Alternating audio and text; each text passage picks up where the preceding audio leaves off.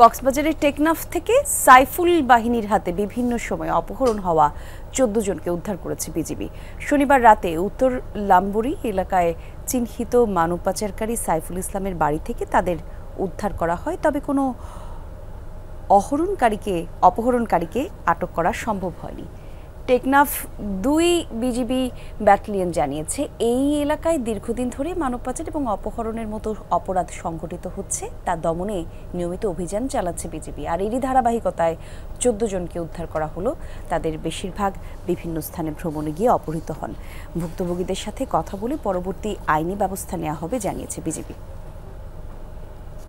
দীর্ঘদিন যাবৎ ১৪ জন বাংলাদেশি নাগরিককে বিভিন্ন জায়গা থেকে অপহরণ করে এখানে আটকে রাখা হয়েছিল এবং সেই সূত্র অনুযায়ী আমরা তথ্য অনুযায়ী অভিযান পরিচালনা করে ১৪ জনকেই সুস্থ শরীরে উদ্ধার করতে সক্ষম হয়েছি।